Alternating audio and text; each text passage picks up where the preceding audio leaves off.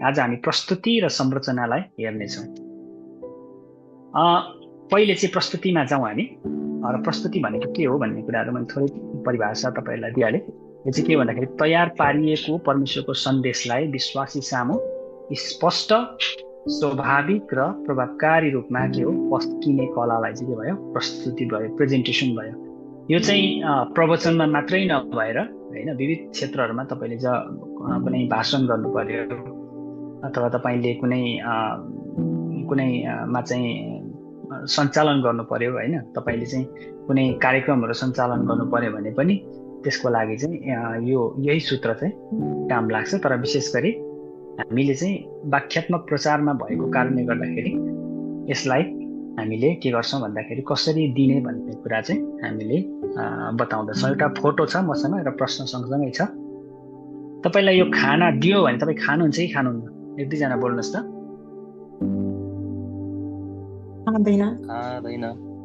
खाँदैन है? किन खानुहुन्न? हेर्नु त यति राम्रो राम्रो खाना छ, मोमो छ होइन, मोमो मन पर्दैन तपाईँलाई? सेलरोटी छ, यस्तो मिठो यहाँ चाहिँ सुकुटीहरू छ, अचार बनाएर राखिदिएको छ, साग छ, दाल छ, पापड छ, किन मन पर्दैन तपाईँहरूलाई? नै खाँदैन, देख्दै घिन लाग्दो छ, लतर पतर भएको छ नि त सबै। राम्रैसँगले तपाईँले भातैबाट पस्किदियो भने यसरी खाना चाहिँ पक्कै पनि खानुहुन्न होइन। तर यही खानालाई तपाईँलाई यसरी दियो भने अब खानुहुन्छ कि खानुहुन्न? अब त खाइन्छ, एकदमै अब त पुरा धन्यवाद दिन पनि बिर्सिन्छ, घरिघरि प्रभु धन्यवाद भन्न पनि बिर्सिन्छ होइन। भोक लागेको बेलामा यस्तो मिठो खाना अगाडि गम आयो, खाइन्छ। त प्रेजेन्टेसन भनेको पनि के हो भन्दाखेरि ठ्याक्कैसँगले हामीले राम्रो राम्रो कुराहरू त अवलोकन गऱ्यौँ, राम्रो राम्रो कुराहरू होइन व्याख्या गऱ्यौँ, त्यसको ऐतिहासिक पृष्ठभूमिदेखि लिएर सबै कुराहरू राम्रो राम्रोसँगले चाहिँ तयार चाहिँ पार्यौँ, नोट एकदम राम्रो छ। तर त्यसलाई प्रस्तुति गर्न अथवा दिनको लागि चाहिँ हामीसँग कला छैन भने चाहिँ पहिलो दिएको खाना जस्तै हुन्छ। खाना चाहिँ मिठो मिठो छ सबै, तर दिने तरिका चाहिँ के भइदियो भन्दाखेरि अरूलाई दिने तरिका चाहिँ के भयो, फरक भयो है। अथवा के भइदियो भन्दाखेरि त्यो चाहिँ जस्तो प्रकारले दिनुपर्ने त्यो चाहिँ जति नै मिठो खाना भए तापनि त्यो चाहिँ खान सकिएन।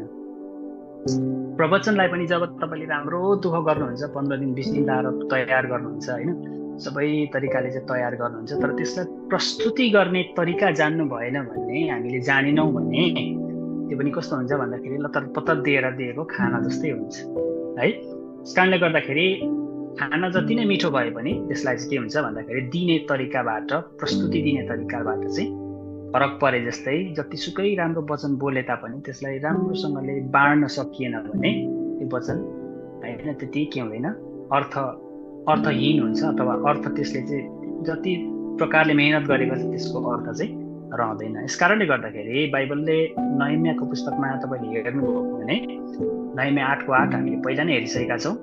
यहाँनिर के गरेको छ, एज्राले चाहिँ सबै वचनहरू बुझाइदिए भनेको छ होइन। बुझाउनुको अर्थ चाहिँ के हो भन्दाखेरि सबै मानिसहरूले चाहिँ राम्रोसँगले उसले प्रस्तुति दियो होइन, वचनलाई चाहिँ राम्रोसँगले बुझाइदियो भन्नुको चाहिँ राम्रोसँगले चाहिँ उसले प्रचार गरेको छ। वचनलाई केवल पढ्नु मात्रै होइन, सुनाउने मात्रै होइन, तर विशेष गरी विश्वासीले बुझ्ने गरी, अरूले बुझ्ने गरी चाहिँ के गर्नु पर्यो, हामीले दिन सक्नु पर्यो। तब त्यो चाहिँ के हुन्छ भन्दाखेरि सुन्दर तयारी अथवा सुन्दर प्रकारले चाहिँ हामीले दिएको त्यसको होइन, त्यसको जसरी हामीले तयार गरेको छौँ त्यसरी नै हामीले दिने कुरामा चाहिँ दिने तयारी चाहिँ अथवा दिने के भन्ने त्यो कला चाहिँ हामीमा हुन जरुरी छ है। अनि यसको लागि चाहिँ के आवश्यक छ भन्दा हामीसँग सिप हुनु पर्यो होइन। तर सिप सँगसँगै के पनि हुनु पर्यो भन्दाखेरि पवित्र आत्माको अभिषेक। तपाईँ र म आत्मिक रूपमा प्रार्थना साथ तयारी पनि हुनु पर्यो होइन। जब तपाईँमा भएको कला र पवित्र आत्माको उपस्थिति र अभिषेक मिक्स हुन्छ अथवा मिल्छ, तब त्यसले चाहिँ के गर्छ, मानिसको जीवनलाई चाहिँ बदल्छ। तर सिप चाहिँ राम्रो छ, तर होइन कुनै त्यहाँनिर चाहिँ आत्मिक अभिषेक नै पाएको जस्तो हामीलाई लाग्दैन भने त्यसले पनि जीवन बदल्न सक्दैन। यस कारणले गर्दा सिप र परमेश्वरको उपस्थिति दुईटै कुरा हुन चाहिँ आवश्यक पर्दछ है। कमजोर प्रस्तुति र प्रभावकारी प्रस्तुतिले को फरक तपाईँले हेर्न सक्नुहुन्छ। कमजोर प्रस्तुतिले ध्यान के हुन्छ, शून्य विश्वासीहरू झर्किन्छन् र के बोलिरहेको होला भनेर भन्छन् होइन, अनि अथवा निदाउँछन्। तर प्रभावकारी प्रस्तुति दिएको छ खण्डमा चाहिँ शून्य विश्वासीहरू सन्देशसँग जोडिरहन्छ नि, कति छिटो वचन सकेको, कस्तो राम्रोसँग थियो होइन, सुन्दा सुन्दै सक्यो भन्ने खालको के हुन्छ। प्रभावकारी प्रस्तुतिले चाहिँ के गर्यो भन्दाखेरि ध्यानलाई चाहिँ केन्द्रित गर्छ। अर्को बुझाइ के हुन्छ, कमजोर प्रस्तुति राम्रोसँगले होइन दिन सकेन, राम्रोसँगले बुझाउन सकेन भने के हुन्छ, अस्पष्ट हुन्छ, बुझ्दै बुझ्दैन, जटिल हुन्छ। के भनेको मैले त उहाँले भनेको त बुझ्दै बुझ्दिनँ, उहाँले बोलेको वचन त बुझ्दै बुझ्दिनँ भन्छ नि कतिजनालाई होइन। भ्रमित पनि हुन्छ होइन, हो कि होइन, के भन्नु खोजेको भनेर भ्रम जस्तो चाहिँ आफूमा भित्रभित्रै नबुझेको जस्तो हुन्छ। अर्को कुरो, प्रभावकारीसँग हामीले प्रस्तुत गरेको खण्डमा चाहिँ के हुन्छ, स्पष्ट हुन्छ, सरल हुन्छ, हो कस्तो सजिलै बुझ्न सकेको, बुझ्दै गरी बोल्यो भन्छ नि होइन। यसरी चाहिँ प्रभावकारी प्रस्तुतिले चाहिँ के गर्छ, फरक पार्दछ। अनि सम्झन्छ छिटै। प्रभावकारी प्रस्तुतिले चाहिँ के हुन्छ, कुनै पनि वचन बोलेको छ भने फलना व्यक्तिले त यो वचनबाट बोलेको थियो भनेर तपाईँलाई अझै पनि कतिवटा वचनहरू याद हुनसक्छ होइन। राम्रोसँगले प्रचार गरेको खण्डमा यो वचनबाट, यो खण्डबाट चाहिँ त्यो व्यक्तिले बोलेको थियो, कति राम्रो बोलेको थियो, मैले अहिले पनि बिर्सेको छुइनँ भनेर राम्रो प्रस्तुति दिएको खण्डमा, राम्रोसँगले बाँडेको खण्डमा चाहिँ सम्झन लागेको हुन्छ। तर कमजोर प्रस्तुतिले चाहिँ के हुन्छ, सुन्छ बिर्सिन्छ। अनि एकछिनमा सोध्यो भने आजको वचन के थियो भन्यो भने खै के पो थियो भनेर, प्रेमको विषयमा थियो, खै के भन्नुभयो, त्यतिकै समय सक्यो भनेर होइन, सन्देशलाई चाहिँ छिटै बिर्सिने हुन्छ। अनि जीवनमा त्यसले कस्तो प्रभाव पार्छ, कमजोर प्रस्तुतिले शून्य प्रभाव हुन्छ, केही पनि हुँदैन, आयो गयो, समयको बर्बाद। यो सबैभन्दा डरलाग्दो कुरा लाग्छ कि मलाई होइन। केही सिक्नु भएन, हामीले केही सिकेनौँ, केही बुझेनौँ भने त्यो चाहिँ बर्बाद मात्रै हुन्छ। तर राम्रोसँगले केही न केही कुरा सिकेको खण्डमा त्यो समयको पनि के भयो, समयको पनि पर्यो र जीवन चाहिँ प्रस्तुति के हुनु पर्यो, राम्रो प्रस्तुति चाहिँ हुनुपर्छ। अब 4वटा प्रमुख शैलीहरू हामी हेरौँ, प्रस्तुतिका 4वटा शैलीहरू हामीले हेरौँ, कसरी प्रस्तुत गर्ने भन्ने कुरामा चाहिँ पहिलो चाहिँ लेखिएर होइन। हामीले प्रवचन के गर्छौँ, अवलोकन पनि गऱ्यौँ, व्याख्या पनि गऱ्यौँ, अनि त्यसको प्रयोग पनि सबै निकाल्यो भने पहिले लेखेर, कतिजनाले के गर्छ, पुरै लेख्छ, अनि लेखेर त्यसलाई के गर्छ, जस्तो छ पढ्छ होइन, स्क्रिप्ट गरे जस्तो हुन्छ नि, पढेको सरलै जे छ सरलै पढ्छ। यसको फाइदा चाहिँ के हो भन्दाखेरि शब्द चाहिँ शुद्ध रह्यो, अथवा आफूले भन्नु खोजेको कुराहरू चाहिँ सबै समेटिन्छ। तर बेफाइदा चाहिँ के हुन्छ भन्दाखेरि रोबोटले गरे जस्तो होइन, त्यसमा कुनै उतार चढाव, भावनात्मक असर चाहिँ त्यहाँनिर हामी देख्न सक्दैनौँ। अनि के गर्छ, पढिरहेको कारणले गर्दाखेरि दर्शकहरूसँग अथवा विश्वासीहरूसँग अथवा जसले वचन सुनिरहेको छ उनीहरूसँग चाहिँ उनीहरूले के बुझिरहेको छ कि छैन, ध्यान दिइरहेको छ कि छैन होइन भनेर उनीहरूलाई ध्यान दिन चाहिँ हामीले सक्दैनौँ। त्यस कारणले गर्दा लेखिएका कुराहरू सरलै पढेर मात्रै सुनाउने छ भने पनि यो चाहिँ राम्रो प्रस्तुति चाहिँ होइन। तर यसको फाइदा चाहिँ के छ भन्दाखेरि हामीले जे खोजिएको, जे पत्ता लगाइएको त्यो कुरा चाहिँ भन्न चाहिँ सक्यौँ। तर मानिसले चाहिँ के गर्यो, कता होइन रोबोटले भने जस्तो सिधै भनेको जस्तो त्यसले चाहिँ खासै प्रभाव चाहिँ पर्दैन। अर्को हुन्छ घोकेर गर्ने। वचन तयार गर्छ, वचन तयार गरिसकेर पढ्छ राम्रोसँगले है, सबै घोक्ने के छ, कतिवटा बुँदा छ, कुन छ, के छ सबै थाहा हुन्छ, दिमागमा हुन्छ। अनि के गर्छ, वचन पनि पढ्दैन। अनि बाइबल आज हामी यति हेरौँ भनेर चाहिँ कतिजनाको वचन सुन्नुभएको थियो तपाईँले, अब एकजना व्यक्ति आएको थियो, उसले त एकचोटि बाइबलै खोलेन, सबै कुरा यतिकै भनिदियो भनेर भन्छ होइन। अनि यस्तो खाले प्रस्तुतिले पनि के हुन्छ भन्दाखेरि अब यसको फाइदा चाहिँ के भयो भन्दाखेरि नोट बिना पनि भयो, मान्छेसँगै इन्गेज भएर बोल्न चाहिँ सकियो। तर त्यसको नोक्सान के भयो भन्दाखेरि यदि बिर्सिएको खण्डमा होइन, यदि कुनै पोइन्टहरू हामीले बिर्स्यौँ, कुनै पनि भन्नुपर्ने कुराहरू बिर्स्यो भने होइन, कता हो कता नोट पनि छैन, के हो भन्ने कहाँ पो थियो भनेर नोट गर्नु थाल्नुपर्ने हुन्छ। कारणले गर्दा घोकिएको प्रस्तुति गर्ने शैली पनि यसलाई पनि फाइदा भन्दा पनि धेरै बेफाइदा गर्छ। अर्को सबैभन्दा उत्तम र राम्रो शैली चाहिँ कुन हो भन्दाखेरि रूपरेखा आधारित। अब यसमा के हुन्छ भन्दाखेरि विशेष गरी तपाईँले मुख्य बुँदा र रूपरेखाहरू आफ्नै शब्दमा लेख्नु चाहिँ भएको हुन्छ, वचन चाहिँ तयार भएको हुन्छ। तपाईँले लेखेको वचनलाई चाहिँ के हुन्छ भन्दाखेरि तर लेखिएको वचनलाई चाहिँ आफ्नै शैलीमा चाहिँ के गर्छौँ हामीले प्रचार गर्छौँ होइन। हामीले राम्रोसँगले बुझिसकेपछि त्यसको भावलाई के गर्छौँ, बुदाहरू पनि ठ्याक्कै लेखेको हुन्छौँ होइन। त्यसमा दिनुपर्ने उदाहरणहरू, गर्नुपर्ने कुराहरू, सबै कुराहरू हामीले लेखेर चाहिँ राखेका हुन्छौँ। तर त्यसलाई जस्तो छ त्यसलाई पढ्नुभन्दा पनि कतिचोटि के हुन्छ भन्दाखेरि त्यसबाट बुझेका कुरालाई चाहिँ अझै राम्रोसँगले भनेको खण्डमा यो चाहिँ सबैभन्दा लेख्नु पनि पर्यो होइन, ध्यान पनि याद पनि गर्नु पर्यो र साथसाथमा यसबाट बुझिने कुरा र यसबाट आएको मुख्य कुराहरूलाई चाहिँ आफ्नो शब्दहरूमा चाहिँ आफ्नो तरिकामा चाहिँ बाँड्ने काम चाहिँ गर्नुपर्छ। यसको लागि चाहिँ के भयो भन्दाखेरि फाइदा चाहिँ के हुन्छ, गहिरो तयारी र स्वाभाविकता दुवै मिल्छ।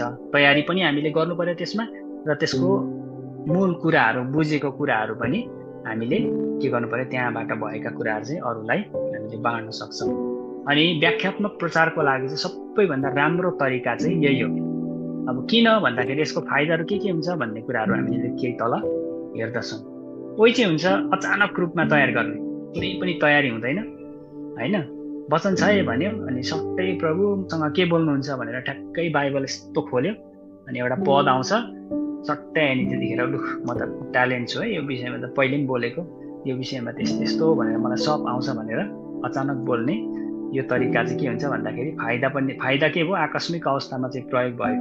कहिलेकाहीँ वचन बोल्दिनँ भन्दाखेरि सबै बोलिहाल्ने उयो चाहिँ भयो। तर यसको नोक्सान के भयो भन्दाखेरि वचनको संरचनाहरू चाहिँ कमजोर हुन जान्छ, अथवा वचनको त्यहाँका मुख्य सबै कुराहरू चाहिँ छुट्टिन जान्छ अनि गलत प्रचार हुने सम्भावना हुन्छ। त्यस कारणले गर्दाखेरि हामीले गर्नुपर्ने सबैभन्दा मुख्य कुरा चाहिँ के हो भन्दाखेरि हामीले लेख्नु पनि पर्यो र त्यहाँ भएका कुराबाट आफैले आशिष पाउनु पर्यो होइन। मैले बुझेको कुराहरू चाहिँ आफूले याद गर्नु पर्यो अथवा आफ्नो जीवनमा पनि त्यसले चाहिँ छोएको हुनु पर्यो। तब मात्रै त्यसले हामीले अरूलाई प्रचार गरेको खण्डमा त्यो वचनले चाहिँ के गर्यो भन्दाखेरि साँचो रूपमा चाहिँ विश्वासको जीवनमा प्रभाव गर्छ।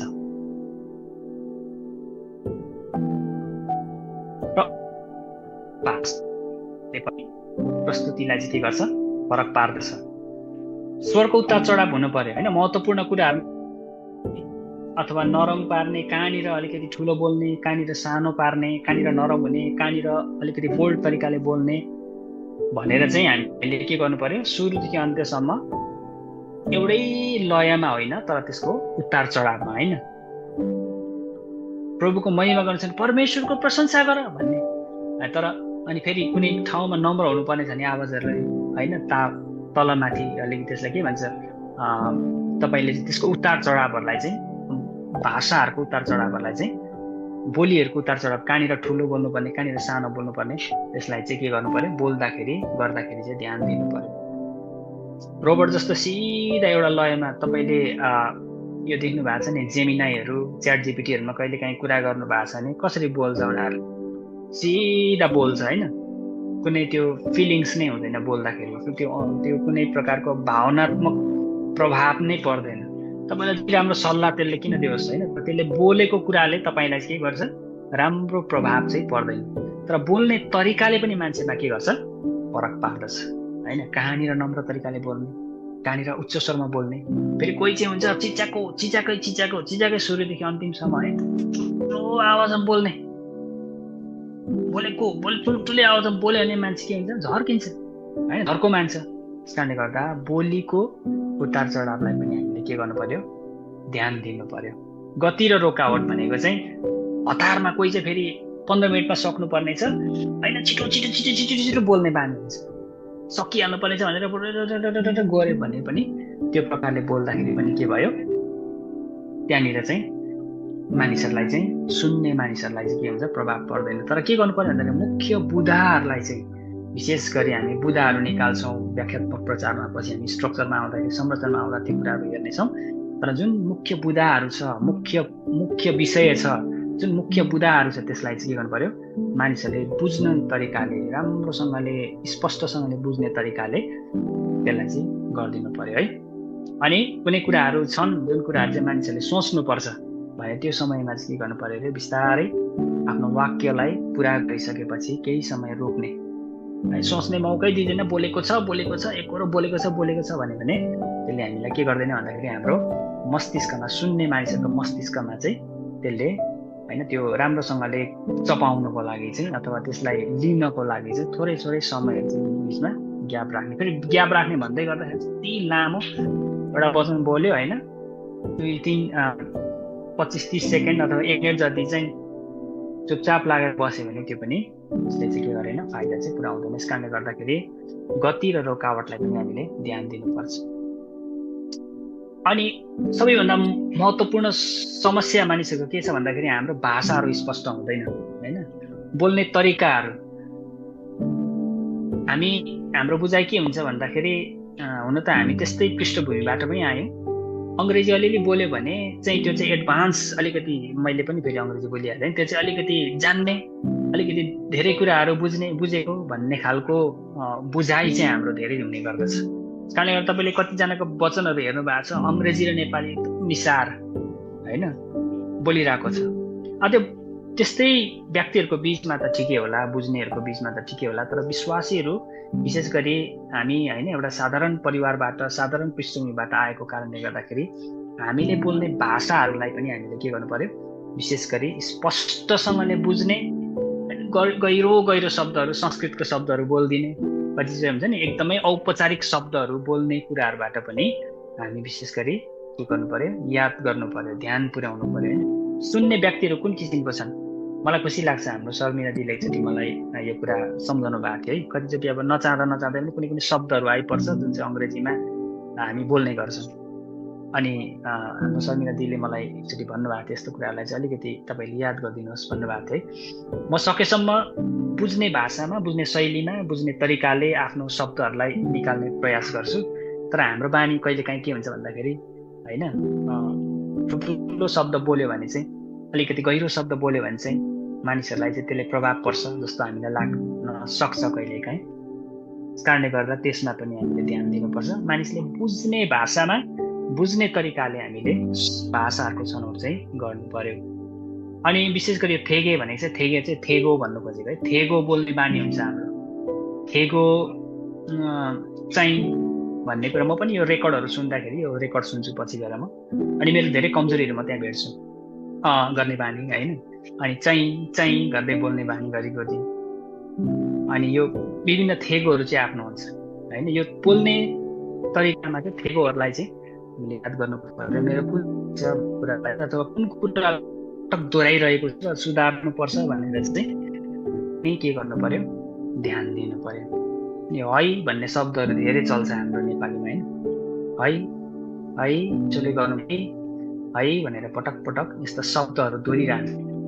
यो स्पष्टतालाई पनि हामीले के गर्नु पर्यो, जाँच्नुपर्छ। यो बानी कसरी पार्ने भन्दाखेरि चाहिँ विशेष गरी रेकर्डहरू गर्नुहुन्छ, तपाईँले रेकर्डहरू गर्न सक्नुहुन्छ। आफूले वचन बोलेर के गर्न सक्नुहुन्छ, रेकर्ड गर्न सक्नुहुन्छ। अनि आफ्नो वचन, आफूले बोलेको वचन आफैले सुन्न सक्नुहुन्छ। अनि तपाईँले आफैले परीक्षण गर्न सक्नुहुन्छ, मैले कुन कुरा चाहिँ सही बोलिरहेको छु, कहाँनिर चाहिँ कुन कुरा दोहोऱ्याइरहेको छु भनेर तपाईँ आफै वचन बोलेर रेकर्ड गर्ने बानी गर्नुहुन्छ भने त्यसले हाम्रो के गरिदियो भन्दाखेरि आफैलाई सुधार गर्ने ठाउँ चाहिँ त्यहाँनिर पाउँछौँ। मैले पनि भन्दैछु, मेरो कतिवटा शब्दहरू धेरैचोटि दोहोरिरहेको हुँदो रहेछ, अनि म त्यसलाई ट्याक्क काटेर मिलाइहाल्छु होइन। यो हाम्रो बानी। अब यो चट्टै एकैचोटि सबै राम्रो बोल्ने, स्पष्ट बोल्ने त हुन सकिँदैन, तर आफ्नो कमजोरी चाहिँ हामीले के गर्नु पर्यो, पत्ता लगाउनु पर्यो। यसलाई चाहिँ मलाई अलिकति गाह्रो बनिरहेको छ भनेर हामीले पत्ता लगाउनु पर्यो। स्कुल पढ्दाखेरि यस्तै समस्या आउँथ्यो। एकजना सर हुनुहुन्थ्यो, उहाँ चाहिँ हरेक पङ्क्ति हुन्छ नि, हरेक वाक्य पढ्नु बित्तिकै गर्नुहुन्थ्यो क्या। अनि हामी चाहिँ किताबमा पढ्थ्यौँ, कतिचोटि अहम भन्नुभयो आज भनेर।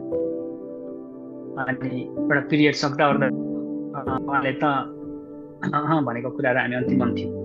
अनि के हो भन्दाखेरि त्यसले चाहिँ हाम्रो ध्यानलाई चाहिँ उसको थेगोतिर, उसले के कसरी बोलिरहेछ भन्ने कुरातिर त्यो ध्यान चाहिँ त्यतातिर जाने गर्दछ। यस कारणले गर्दा हामीले आफूलाई सुधार्नुपर्छ, बोल्ने शब्दहरूमा पनि सुधार्नुपर्छ, शब्द चयनहरूमा पनि ध्यान दिनु पर्यो है। धेरैचोटि हामीले बोल्दाखेरि विशेष गरी बाइबलको कतिवटा शब्दहरू छन्, जस्तै यो शब्द अलिकति यो हाम्रो नेपाली बाइबल संस्करण पुरानो भएको कारणले गर्दा लगभग 2002-2003-2004देखि सायद हाम्रो नेपाली बाइबल संस्करण चाहिँ यो भाषाहरूको अपडेट भइरहेको छैन। त्यस कारणले गर्दाखेरि त्यतिखेरको शब्दहरू कतिवटा जस्तै अन्धो मानिसहरू भनेर अन्धो मानिस भन्ने शब्दहरू छ होइन, जस्तै बेस्या भन्ने डाइरेक्ट शब्दहरू प्रयोग भएको छ। अनि यस्तो कुराहरूलाई चाहिँ विशेष गरी अब हामीले के गर्नु पर्यो भन्दाखेरि अलिकति ध्यान दिएर होइन, किनकि तपाईँले अन्धो भनेर भन्दै गर्दाखेरि कुनै प्रकारको व्यक्तिलाई चाहिँ अहिले नेपालमा पनि तपाईँले अन्धोलाई डाइरेक्ट अन्धो भन्न पाउनुहुन्न। दृष्टिविहीन भन्छ अलिक सम्मानित शब्दहरूलाई चाहिँ खोज्ने, यसरी चाहिँ हामीले के गर्नुपर्छ, सकेसम्म कोसिस गर्नुपर्छ। बेस्या भन्ने शब्दहरू छ होइन, यो एक प्रकारले हुन त ट्रान्सलेसन त्यो समयको अनुसार ठिकै हो होइन, त्यो अर्थ एउटै हो, तर त्यसलाई चाहिँ अझै सम्मानित शब्दहरूलाई चाहिँ प्रयोग गर्ने चाहिँ हामीले कोसिस गर्नुपर्दछ। अनि शब्द बोल्दाखेरि कहिलेकाहीँ हामीले होइन धेरै ध्यान दिनुपर्छ। शब्दलाई अलिकति जाँचेर बोल्दा बोल्दै के बोली पठाउँछौँ हामी होइन, एउटा शब्दको विभिन्न अर्थहरू लाग्न सक्छ। अनि कुन शब्द बोल्ने कुन शब्द नबोल्ने भन्ने कुरा चाहिँ विशेष गरी हामी तयारी गर्दै गर्दाखेरि नै हामीले विशेष गरी ध्यान चाहिँ दिनु पर्यो। सकेसम्म स्थानीय कुराहरू, स्थानीय उखान टुक्काहरू होइन हामीले बुझ्नको लागि चाहिँ हाम्रै वरिपरिका कुराहरूलाई चाहिँ लिएर नै हामीले उदाहरणहरू दिँदाखेरि राम्रो हुन्छ, जुन चाहिँ हामीले सजिलै बुझ्न सक्छौँ।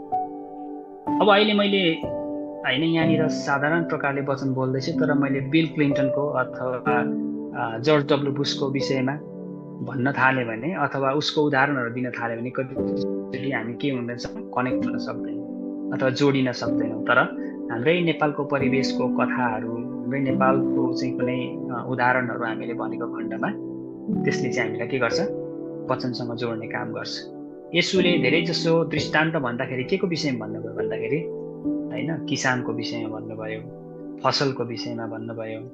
किन भन्दाखेरि त्यतिखेर मानिसहरू त्यस्तै थिए, साधारण परिवेशबाट आएका थिए होइन। माछाहरूको उदाहरण दिनुभयो, जालको उदाहरण दिनुभयो, जुन कुराहरू उनले सजिलै बुझ्न सक्थे। हामीले पनि हाम्रो परिवेशमा हामीले बुझेकै कुराहरूलाई नै राख्दाखेरि चाहिँ त्यसले चाहिँ वचनलाई चाहिँ हामीले के भन्न सक्छ, बुझ्ने मान्छेले राम्रोसँगले बुझ्न सक्छ। अर्को चाहिँ शारीरिक भाषा हुन्छ, बडी ल्याङ्ग्वेज भन्छ, आँखाको सम्पर्क होइन। हामीले वचन अब यो त हामी फिजिकल सङ्गतिमा छैनौँ, तर फिजिकल सङ्गतिमा हामीले गर्दै गर्दाखेरि पनि हाम्रो आँखाको दृष्टिकोणहरू चाहिँ गर्नु पऱ्यो, सबैतिर चाहिँ पुऱ्याएको हुनु पऱ्यो। कोही हुन्छ एकजनालाई मात्र हेरेर वचन बोलिरहेको हुन्छ होइन, एकजनालाई मात्र हेरेको छ हुन त वास्तवमा उसले त्यही व्यक्तिलाई त हेरेको हुँदैन, तर दृष्टिकोण चाहिँ त्यतै हुन्छ होइन। अनि सुन्ने मान्छेले, त्यो देखिने मान्छेले कस्तो फिल गर्छ, अड फिल गर्छ होइन, नराम्रो उसलाई चाहिँ लाग्न सक्छ। कसले चाहिँ कसैको खुट्टामा हेरिरहन्छ होइन, कसले चाहिँ आकाशतिर त भित्तातिर हेरेर वचन बोल्ने मानिन्छ। यस्तोहरूलाई पनि हामीले के गर्नु पऱ्यो, ध्यान दिनु पऱ्यो। हामीले हेर्दाखेरि सबैलाई बराबरी नजर पुऱ्याएर सबैतिर चाहिँ हाम्रो दृष्टिकोणलाई चाहिँ लगाउन सक्नु पऱ्यो। यो कुराहरू गरिराख्नु भएको कुराहरू हो, यसलाई मैले खासै धेरै भन्नु पर्दैन है। अनि कतिचोटि चाहिँ अत्याधिक नाटकीय जस्तै हाम्रो उयो हुन्छ है, यति भावुक भइदिन्छौँ, त्यो हुन्छ नि एक प्रकारले अहिले नै स्वर्गबाट चाहिँ आगो झारे यस्तो है, यो पनि एकदम धेरै नाटकीय हुन्छ।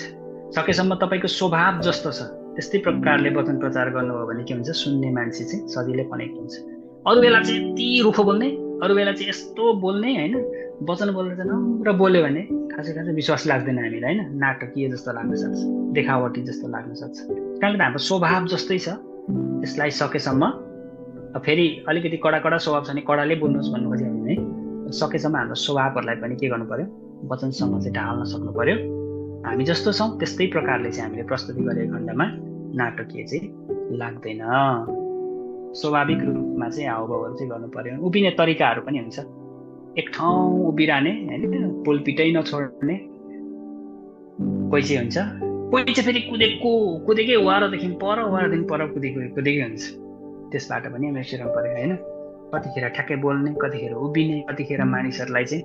अनि यसमा चाहिँ अब यो हाम्रो बडी स्ट्रक्चरको अरू कुराहरू आउँछ, हाम्रो हात हल्लाउने कुराहरू आउँछ होइन, हातको हामीले कसरी इसारा गर्छौँ। जस्तै यसुले चाहिँ 5000लाई खुवाउनु भयो भन्दाखेरि चाहिँ 5000लाई खुवाउनु भयो भन्दाखेरि कस्तो भयो होइन, हात चाहिँ 5000लाई खुवाउनु भयो भनिरहेको छ होइन। त 5000लाई खुवाउनु भयो भन्यो भने के भयो, स्वाभाविक देखिएन। 5 भनेपछि त 5 हुन्छ होइन। अहिले त हामीले जे शब्द बोल्दैछौँ त्यही अनुसारको हात के हुनु पर्यो, हाम्रो यो ल्याङ्ग्वेजहरू पनि, यसको भाषाहरू, शारीरिक भाषाहरूलाई पनि हामीले प्रयोग गर्नु पर्यो। सकेसम्म वचन बोल्दाखेरि आत्मविश्वासी हुनु पर्यो। आत्मविश्वासी कतिखेर हुन्छ भन्दाखेरि जब तपाईँले पूर्ण रूपमा तयार गर्नु भएको छ, मैले यो वचनबाट एकदमै आशिष पाएको छु भन्ने फिल गर्नुहुन्छ, तब त्यो वचन तपाईँले बाँड्नु हो भने त्यसै पनि आत्मविश्वासी हुन्छ क्या। तर आफूले नै तयार गरेको छैन के भन्ने भन्यो भने आफूले यति गाह्रो हुन्छ, त्यो शरीरले बताइहाल्छ, हाम्रो आँखाहरूले देखाइदिइहाल्छ यो मान्छे चाहिँ तयार छैन भन्ने। यस कारणले गर्दाखेरि आफू तयार हुने कुरा नै मुख्य कुरा हो र त्यसपछि बाँड्ने कुराहरूमा पनि हामीले सकेसम्म सबैलाई ध्यान पुर्याउने है। अनुहारको भाव, सन्देशको गम्भीरता र आनन्दसँग चाहिँ मेल खाने अनुहार राख्ने। दुखी हुनुभयो भन्दाखेरि चाहिँ बडो हाँसी हाँसी दुखी हुनुभयो भन्दाखेरि होइन भन्दाखेरि त्यो सुहाउँदैन है। दुखी हुनुभयो भने त्यही प्रकारको भाव हुनु पर्यो, खुसी हुनुभयो भने त्यही प्रकारले खुसी हुनु पर्यो होइन। त्यो प्रकारको भाव चाहिँ हामीले राख्नु पर्यो। अनि यसरी चाहिँ हामीले के गर्न सक्छौँ भन्दाखेरि राम्रोसँगले प्रचार गर्न सक्छ। र अर्को कुरा चाहिँ महत्त्वपूर्ण कुरा अझै के भन्दाखेरि समयको होइन। हाम्रो कुनै कुनै मण्डलीहरूमा म देख्छु 12 बजी सङ्गति सक्नुपर्ने 1:30सम्म वचन नै भइरहन्छ है। अनि 1 घन्टाको वचन हुन्छ अथवा 40 मिनटको वचन हुन्छ, 1.5 घन्टा वचन बोलिदिन्छ। प्रभु त बोल्नु भयो, प्रभु यति राम्रोसँगले बोल्नु भएको छ, आएको छ दिएको छ होइन। सुन्नेले के फरक पर्यो, सुन्नेले सुनिरहेको छ कि छैन, बुझ्नेले बुझिरहेको छ कि छैन भन्ने कुरा वास्ता नै हुँदैन। यदि तपाईँलाई 20 मिनटको समय दिएको छ भने 1 मिनट 2 मिनट जानु ठिकै छ। म पनि यसमा कहिलेकाहीँ 2 मिनट चुकिहाल्छु होइन। 1 मिनट 2 मिनट धेरै जायो भने ठिकै छ। तर सकेसम्म तपाईँको समय, हाम्रो समय 20 मिनट छ भने त्यसलाई के गर्नु पर्यो, 2 मिनट कम गरेर हामीले त्यसलाई सिध्याउने कोसिस चाहिँ गर्नु पर्यो। ठिक्क समय अड्कल गरेर विश्वासी आएको हुन्छ, तपाईँले त्यसको 10 मिनट मात्रै ज्यादा गरिदिनु भने 20 मिनटमा तपाईँले जति राम्रो वचन प्रचार गर्नुभएको थियो 10 मिनट तपाईँलाई के मानिसलाई के गरिदिन्छ, बोर लगाइदिन्छ, अल्छी बनाइदिन्छ होइन। त्यसको वचन छ कति लामो जाँदैन भन्दै भने कस्तो नरमाइलो होइन। आज त सङ्गति त जानु पर्ने तर उसको वचन छ सक्दैन भनेर भन्यो भने एकदमै गाह्रो हुन्छ। कारणले गर्दा समयको ख्याल हामीले एकदमै धेरै गर्नुपर्छ। हामी विश्वासीहरूले त अझै धेरै गर्नुपर्छ। मैले धेरैजनालाई गाली गर्छु यो समयमा है, तपाईँले आफ्नो समय जति भन्नुभएको छ त्यति नै गर्नुहोस्। म आउँदैछु भन्छौँ होइन, कति बजी आइपुग्छौ भनेर 4-5 बजी आइपुग्छु भन्छौँ हामी। 4-5 बजी 4 र 5 को अन्तर त 1 घन्टाको अन्तर हो। 1 घन्टामा त के हुन्छ कि त भन्नु पर्यो। कति बजी हिँड्छौ भन्दाखेरि त्यही 6-7 बजी हिँड्छु भन्छौँ हामी। 6-7 भनेको त 1 घन्टाको अन्तराल, 1 घन्टामा त संसारमा के भइसक्छ। 6 बजी हिँड्छौ भने 6 बजी हिँड्नु पर्यो। कहिले काहीँ 10-15 मिनट ढिलो हुन सक्छ, केही छैन। त्यस्तो समयमा हामीले के गर्न सक्छौँ, जानकारी गर्न सक्छौँ। म आज 10 मिनट ढिलो भयो, 5 मिनट ढिलो भयो, यस्तो ढिलो भयो भनेर हामी भन्न सक्छौँ है। यसरी हामीले आफ्नो समयलाई चाहिँ के गर्नु पर्यो, एकदमै ध्यान दिनुपर्छ। वचन बोल्ने समयहरूलाई पनि हामीले एकदमै, किन कसैको समय चाहिँ त्यत्तिकै होइन, खाली कोही पनि छैन यहाँनिर, सबैको समय महत्त्वपूर्ण छ। त्यस कारणले गर्दाखेरि हामीले वचन प्रचार गर्दाखेरि सकेसम्म समयलाई एकदमै धेरै के गर्ने, ध्यान दिने। अब बोल्दा बोल्दै कहिलेकाहीँ पुरा पुग्दैन। त्यो चाहिँ किन भन्दाखेरि हाम्रो तयारी चाहिँ के भएको हुन्छ, तयारीमा राम्रोसँगले प्रिपरेसन भइरहेको हुँदैन। तयारीमा नै ध्यान दिन, मैले कति मिनट समय बोल्नुपर्ने हो त्यही अनुसार नै हामीले के गर्नु पर्यो, तयारी गर्नु पर्यो। या त सकिएन भने अब म यसको भाग चाहिँ तपाईँहरूलाई अर्को हप्ता अथवा अर्को कुनै समयमा चाहिँ यसको भाग समयले भ्याएन गर्नेछु भनेर तपाईँ हामीले यसरी राख्न सक्छौँ। र समयलाई एकदमै धेरै धेरै महत्त्व दिनुपर्दछ है त। यो चाहिँ लिस्टमा छैन तर यो ध्यान दिनुपर्ने कुरा हो। अर्को भाग 2 संरचनामा हामी हेरौँ। संरचना एकदमै धेरै अब सबै कुरा तर त्यसको स्ट्रक्चर कस्तो हुन्छ भन्ने कुरा पनि हामीले हेरौँ। संरचनामा चाहिँ के हुन्छ भन्दाखेरि 3वटा भागहरू हुन्छ। विशेष गरी 3वटा भागमा के हुन्छ भन्दाखेरि पहिले इन्ट्रोडक्सन हुन्छ होइन, सुरुवात अथवा परिचय हुन्छ। परिचयमा चाहिँ हामीले के गर्नु पर्यो भन्दाखेरि विशेष गरी मानिसको ध्यानलाई, आज मैले कुन वचन बोल्दैछु अथवा मैले कुन वचन सुन्दैछु, के विषयमा सुन्दैछु भन्ने कुरा मानिसलाई 1 मिनटभित्रमा 2 मिनटभित्रमा चाहिँ के गर्नु पर्यो, थाहा हुनुपर्दछ। तपाईँले भिडियोहरू हेर्नुहुन्छ नि, यो रिल्सहरू हेर्नुहुन्छ नि, त्यो धेरै भ्युज भएको रिल्सहरू हुन्छ। यो म फेरि यो टिकटक बनाएको मात्रै कुरा गर्दिनँ होइन, तर के भन्दैछु भन्दाखेरि कुनै पनि कन्टेन्टहरू आइरहेको हुन्छ। तपाईँलाई तपाईँले चलाइरहेको मोबाइलको यो विषयमा, तपाईँले आइफोन चलाइरहेको विषयमा यो कुरा तपाईँलाई थाहा छ भनेर के गरिदिन्छ, अगाडि नै भनिदिन्छ क्या। या त अलिकति इन्ट्रोडक्सनमै के भनिदिन्छ, 4 सेकेन्डमा यो कन्टेन्ट क्रिएसनमा चाहिँ के भन्दो रहेछ भने 4 सेकेन्डमा चाहिँ 4 सेकेन्डसम्म चाहिँ स्क्रिनमा अल्झिराख्ने एउटा इङ्गेज गर्न सक्ने चाहिँ बनाउनु पर्छ अरे, नत्र भने चाहिँ मान्छेले स्विप गरिहाल्छ। भन्नु खोजेको स्टार्टिङमा नै, बिगिनिङमा नै, सुरुवातमा नै तपाईँ हामीले के गर्न सक्नु पर्यो भन्दाखेरि मैले के विषयमा बाँड्न खोजिरहेको छु भन्ने कुरा चाहिँ विशेष गरी त्यतिखेरै मानिसलाई बुझाउन सक्नु पर्यो सुरुवातमा है। अनि त्यसपछि के हुन्छ, बडी हुन्छ, मुख्य भाग हुन्छ, त्यहीँनिर व्याख्या हुन्छ, त्यहीँनिर विभिन्न कुराहरू हुन्छ होइन, उदाहरणहरू हुन्छ, प्रयोगहरू हुन्छ। अनि यसलाई चाहिँ हामी 70% जिम्मा दिन्छौँ, समय दिन्छौँ, धेरै समय त्यहाँनिर हामी बिताउँछौँ। र अन्तिममा हुन्छ के हुन्छ, निष्कर्ष हुन्छ। निष्कर्ष भनेको चाहिँ के हो भन्दाखेरि मैले आजको पाठबाट के कुरा, विशेष गरी के कुरा सिकेको छु भन्ने कुरा चाहिँ त्यहाँनिर निष्कर्षमा चाहिँ के हुन्छ, त्यहाँनिर हुन्छ। अथवा 25 मिनट वचन सुनेको छ भने 30 मिनट तपाईँको वचन सुनेको छ भने यसको भन्नुको अर्थ, भन्नुको खास कुरा चाहिँ के हो त भन्ने कुरा चाहिँ कन्क्लुजनमा चाहिँ अन्त्यमा दिन सक्नु पर्यो। के हुन्छ अरे, पहिले सुरुवात हुन्छ, इन्ट्रोडक्सन हुन्छ, त्यसपछि मुख्य भाग हुन्छ जसमा हामी व्याख्या गर्छौँ, जसमा उदाहरणहरू दिएर बुझाउँछौँ, प्रयोगहरू यसै गर्ने भनेर भन्छौँ।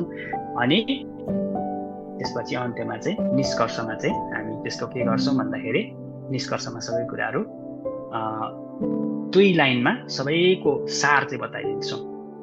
सुरुवात कसरी गर्ने भन्दाखेरि पहिले सुरुवात है, छिटो मानिसलाई इङ्गेज गराउनको लागि, मानिसले बुझ्नको लागि, मानिसलाई आफ्नो कुरा भन्नको लागि चाहिँ सुनिबस्नको लागि, अथवा मानिसलाई चाहिँ अल्छी नलगाउनको लागि हामीले के गर्नु पर्यो, सुरुमा बिगिनिङ अथवा इन्ट्रोडक्सनलाई चाहिँ अथवा परिचयलाई चाहिँ राम्रोसँगले दिनु पर्यो।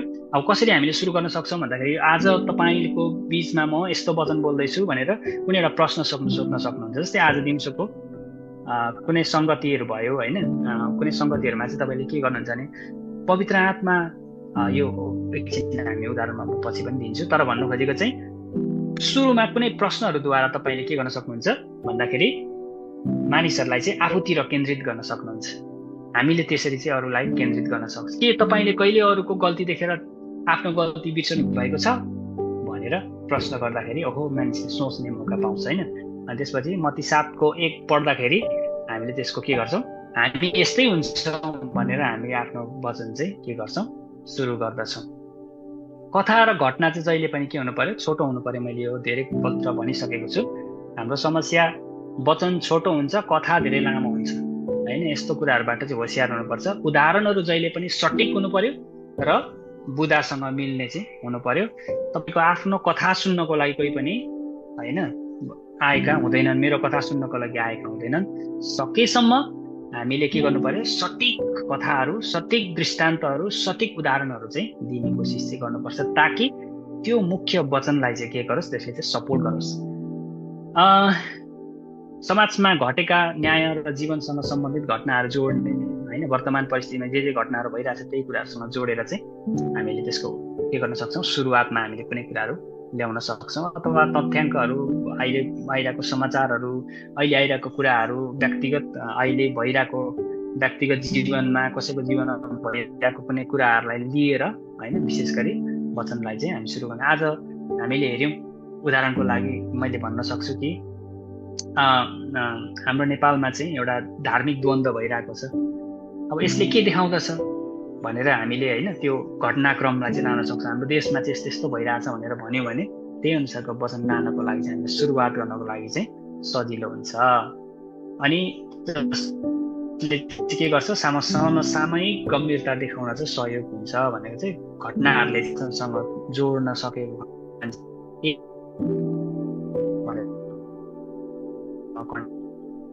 सजिलो। सबैभन्दा राम्रो न्यायाधीश आफै बन्न कुराहरू यसरी राखेर चाहिँ हामी सुरु गर्न सक्छौँ।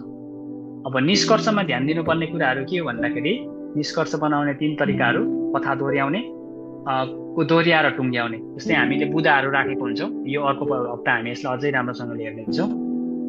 बुदाहरूलाई चाहिँ के गर्नु पर्यो, ठ्याक्कै आज हामीले यसबाट 3वटा कुराहरू सिक्यौँ होइन। हामीले न्याय गर्नु हुँदैन भन्ने विषयमा 3वटा बुदाहरूमा हामीले सिक्यौँ भनेर यसरी हामीले के गर्नु पर्यो, निष्कर्षमा चाहिँ सबै कुराहरू जोड दिनु पर्यो। अनि कल टु एक्सन हुनु पर्यो, आह्वान हुनु पर्यो।